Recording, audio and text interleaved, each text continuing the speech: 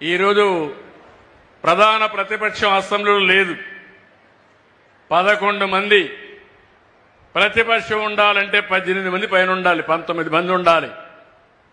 అయితే అసెంబ్లీలో ప్రతిపక్షం లేదు, కానీ బయట మాత్రం ఒక రాజకీయ పార్టీ ఉంది. ఆ రాజకీయ పార్టీని చూస్తే అది విష రాజకీయ పార్టీగా తయారైపోయింది. ఈ విషయం మీరు గుర్తుపెట్టుకోవాలి. ఒక గ్రామం, మీ ఊర్లో దొంగతనం చేసేవాళ్ళు ఉన్నారంటే మీ గ్రామంలో ఎవరైనా పిల్లల్ని తీసుకుంటారమ్మా?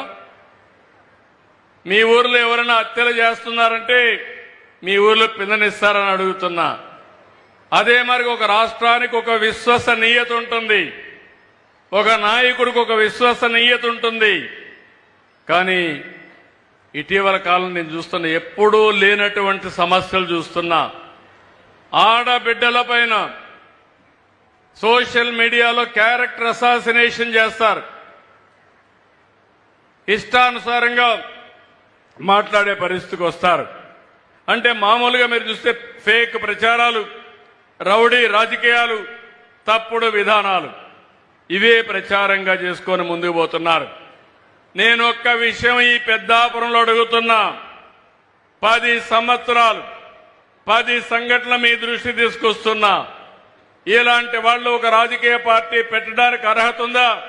ప్రతి ఒక్క కుటుంబంలో చర్చ జరగాలని చెప్పి కోరుకుంటున్నా. వివేక హత్య, వివేకానంద రెడ్డి ఆ రాజకీయ పార్టీ నాయకుడికి సొంత చిన్నాన్న, తెల్లవారితో చనిపోయాడు. సాక్షి టీవీలో వచ్చింది గుండెపోటు.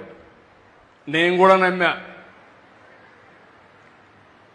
నేను అడుగుతున్నా, నెక్స్ట్ డే చూస్తే నా చేతిలోనే కత్తి పెట్టి నేనే చంపానని చూపించారు, నమ్మించారు.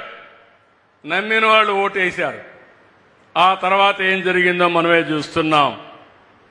అంటే ఒక తప్పుడు పని చేసి, తప్పుడు ప్రచారం చేసి రాజకీయ లబ్ధి పొందిన వాళ్ళు రాజకీయాలకు అర్హులా అని చెప్పి ఆలోచించండి. ఇది నెంబర్ 1. నెంబర్ 2, విశాఖపట్నంలో కోడికత్తి డ్రామా జ్ఞాపకం ఉందా అని మిమ్మల్ని అడుగుతున్నా. కోడికత్తి డ్రామా ఆడి ఆ కోడికత్తి మీ జిల్లా వాడి, పొడిచిన వ్యక్తి కూడా ఆ కోడికత్తి డ్రామా ఆడి నేను